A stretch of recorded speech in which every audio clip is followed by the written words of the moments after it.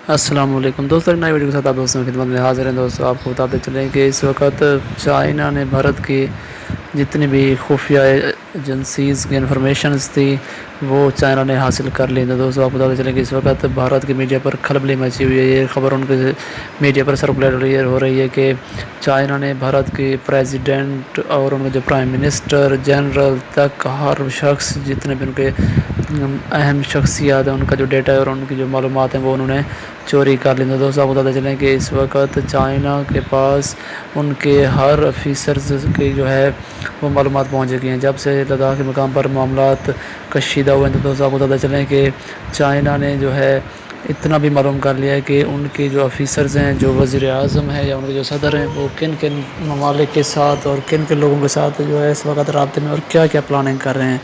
दोस्तों, इस वजह से जो है चाइना को लद्दाख के मकाम पर कामयाबी हो रही है। इस वक्त चाइना ने उनके काफ़ी इलाकों पर जो है कब्ज़ा भी कर लिया है। तो दोस्तों, इस वीडियो में आपको उनके जो मीडिया की रिपोर्ट है वो भी दिखाएंगे कि किस तरह उनका जो मीडिया इस वक्त चीख व पुकार कर रहा है। तो दोस्तों, आप बताते चलें कि ये खुफिया एजेंसी जो है उनकी इंडिया की, वहाँ से मालूमात हासिल करना चाइना की एक बहुत बड़ी कामयाबी है। तो दोस्तों, आप बताते चलें कि चाइना ने अपने जासूसों के ज़रिए वहाँ की टोटल इन्फॉर्मेशन जो है वो हासिल कर ली है। तो दोस्तों, आइए पहले उनके जो मीडिया है भारत का, जो वहाँ पर खलबली मची हुई है, जो वो रिपोर्ट्स कर रहे हैं, उसको रिपोर्ट को सुनते हैं।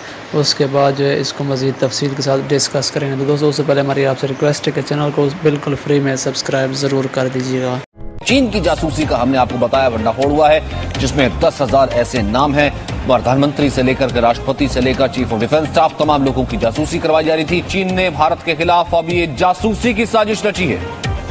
चीन भारत के प्रधानमंत्री नरेंद्र मोदी और राष्ट्रपति रामनाथ कोविंद की जासूसी करवा रहा है। कई केंद्रीय मंत्रियों, विपक्ष के नेताओं की जासूसी करवा रहा है। देश के करीब 10,000 प्रमुख लोग हैं जिनकी चीन जासूसी करवा रहा है। चीन की एक कंपनी को यह जिम्मा दिया गया है। बताया जाता है कि यह कंपनी चीन की सत्तारूढ़ कम्युनिस्ट पार्टी से जुड़ी हुई है। सचिन, चीन के कुछ एक खास चुनिंदा आजमाए हुए हथियार हैं। उनमें से एक प्रोपेगेंडा है और दूसरा स्पाइंग यानी जासूसी है। जासूसी के काम में चीन बहुत माहिर है, पूरी दुनिया में उसकी जासूसी के जाल है। इसमें वो सबसे ज्यादा जो भरोसा करता है इंफॉर्मेशन टेक्नोलॉजी का। कुछ साल पहले ही एक रिपोर्ट आई थी जो इंडिया के अलग अलग भारत की जो खुफिया एजेंसियां हैं उनकी रिपोर्ट थी कि चीन किस तरह से कंप्यूटर हार्डवेयर की जो भी चीजें चीन से आती हैं उनका इस्तेमाल स्पाइंग के लिए, नजर रखने के लिए किया जा सकता है। ये जो अभी ताजा मामला आया है इसमें डाटा कलेक्शन किया गया, यानी कि हर आदमी की एक प्रोफाइलिंग की गई। जो भी वीवीआईपी है, जो भी एकेडमिशियन है, जो भी लेखक है, पत्रकार है, बिजनेसमैन है, सैनिक अधिकारी है, उसकी प्रोफाइलिंग की गई कि उसका रुख क्या है, कैसे सोचता है, क्या भविष्य में काम करने की योजना रखता है, किन किन चीजों के बारे में वो दिलचस्पी रख रहा है। उससे उस व्यक्ति के बारे में बहुत सारी चीजें पता लगती हैं। कोई रिसर्च हो रही है, वो रिसर्च चीनी प्रोडक्ट्स के बारे में है, तो चीन को वो डाटा मिलता है तो उसको अंदाजा लगाना मुश्किल नहीं होगा कि अगली एक मुहिम फिर से लॉन्च होने वाली है जो चीन के प्रोडक्ट का विरोध करेगी, और उसमें वो डैमेज कंट्रोल कर सकता है, अपनी चीजें पहले से शुरू कर सकता है, उससे बचने की तैयारी कर सकता है। चीन का और राजनीतिज्ञों की जासूसी चीन हमेशा पूरी दुनिया में इसलिए करता है क्योंकि उनको वो अपने हिसाब से ढाल सके। जो उसकी विचारधारा के समर्थक नहीं है उनको किनारे करने में मदद कर सके, और जो उसकी विचारधारा का समर्थन करते हैं उनको ऑब्लाइज कर सके, उनको उपकृत कर सके, उनको किसी भी तरह और ज्यादा इन्फ्लुएंशियल बना सके।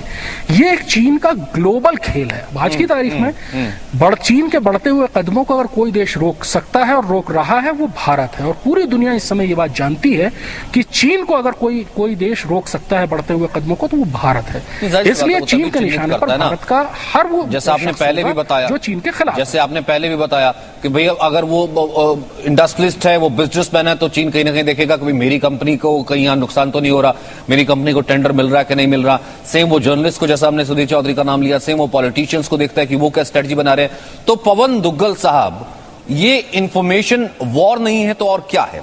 आई मीन सिक्योरिटी फोर्सेज अगर खड़ी हैं एलएसी पर अगर चीन ने 10,000 तरीके के एक हैंडल से वो जासूसी करवा रहा है तो ये भी तो एक वॉर ही हुआ ना सर।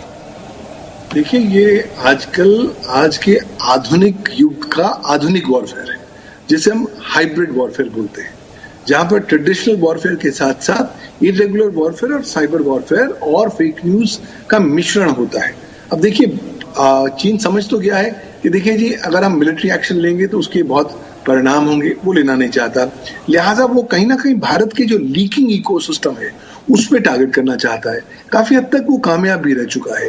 पहले ये चाइनीज एप्स और अभी चाइनीज फोन्स और चाइनीज सीसीटीवी कैमरास लगातार भारत से डेटा एकत्रित करके चीन भेजते हैं ताकि उनका विश्लेषण हो सके। और अब ये जो इंडियन इन्फ्लुएंसर्स को टारगेट कर रहा है, ये जो 10,000 लोगों की लिस्ट है, उसका स्पष्ट उद्देश्य बहुत क्लियर है कि हम कहीं ना कहीं हर वो इन्फ्लुएंसर के मेटा डेटा के माध्यम से ये जानना चाहते हैं कि ये क्या सोच उभर के आ रही है, किस तरीके से ये इम्पैक्ट कर रहे हैं। लेकिन महत्वपूर्ण बात यह है कि क्या भारत इस चुनौती को डील करने के लिए तैयार है। मेरे अनुसार हमें बहुत काम करने की आवश्यकता है, क्योंकि हमने बहुत सारी चीजें फॉर ग्रांटेड ले रखी है। हम लोगों को विश्वास करते हैं उनकी शक्ल पर, भूल जाते हैं कि आज लोग दो दुगले होते हैं और चेहरा कुछ और पीठ में कुछ और होता है। तो मुझे लगता है कि अगर भारत अब इस तरह की डिजिटल सर्वेलेंस को रोकने के लिए ठोस कारगर कदम उठाए, साइबर सुरक्षा कानून लेकर आए, साइबर सुरक्षा प्रणाली को सशक्त करे और लोगों में ज्यादा जागरूकता फैलाए। क्योंकि देखिए, अगर हर इन्फ्लुएंसर को पता लग जाए कि चीन उनको टारगेट कर रहा है, तो वो अपनी डिजिटल जो गतिविधियां हैं उसको थोड़े संभाल के करेंगे और इस तरीके से करेंगे ताकि भारत के जो मंसूबे हैं वो उन तक ना पहुंच सके। तो मुझे लगता है होलिस्टिक अप्रोच की जरूरत है। नहीं सी बात है, दुश्मन यानी कि घर कर चुका, आपके घर तक आ चुका, आपके फोन तक आ चुका, आपकी इन्फॉर्मेशन ले रहा है। और ये कहीं ना कहीं समझना पड़ेगा अब फिर रविंद्र सचदेव कि वो आपके सिक्योरिटी के लिए अल्टीमेटली तो आपको ही थ्रेट करेगा ना भाई। इन्फॉर्मेशन अगर आपके ड्राइंग रूम तक आ गया, हमारे न्यूज रूम तक आ गया, उसका मकसद क्या है? वो दुश्मन है, वो वॉरफेयर जीतना चाहता है, थ्रेट तो फिर आपको ही करेगा। ये थ्रेट परसेप्शन कहीं ना कहीं आम आदमी के अंदर आना। तो दोस्तों, आपने ये क्लिप सुने होंगे, तो दोस्तों आपको पता चले कि चाइना का कहना था कि 1962 वाली जंग अब जो है इंडिया वो भूल जाएगा, क्योंकि उस वक़्त जो है हमारे मुआशी हालात सही नहीं थे। उस वक़्त हमें कुदरती आफात का भी सामना था, लेकिन फिर भी हमने चाइना ने जो भारत को शिकस्त दी है वो हमेशा याद रखी जाएगी। लेकिन दोस्तों, उनका मज़ीद ये कहना था कि अब 2020 है, अब तो हमारे पास जदीद किस्म की टेक्नोलॉजी और जदीद किस्म के आलात हैं। अगर फिर भी भारत हमारे साथ मुकाबला करता है तो उसको मुंह की खानी पड़ेगी और ये दिन भी हमेशा के लिए याद रखा जाएगा। तो दोस्तों, आपको ये भी बताते चलें कि 2020 में कोरोना वबा की वजह से तमाम ममालिक की जो मईशत है वो डाउन हो गई थी, लेकिन इस वक्त चाइना वो वाहिद कंट्री है जिसने अपनी मईशत को भी उसी तरह मजबूत रखा जिस तरह वो पहले मजबूत थी। तो दोस्तों, उनका यही कहना था कि भारत जो है इस तरह के इक़दाम से बाज़ आ जाए। उनकी मुकम्मल मालूमात लद्दाख के मामले में उन्होंने कुछ मालूमात जो थी वो पाकिस्तान से भी हासिल की थी और उन मालूमात को सामने रख कर चाइना लद्दाख के मकाम पर कामयाब हो गया और उसने 1000 स्क्वायर किलोमीटर से भी ज़्यादा एरिया जो है उस पर अपना कब्ज़ा जमा लिया था। दोस्तों, अगली वीडियो तक दीजिए इजाज़त। वीडियो अच्छी लगे तो लाइक ज़रूर कीजिएगा और अपनी राय का इजहार कमेंट्स के ज़रिए कीजिएगा। अल्लाह निगहबान।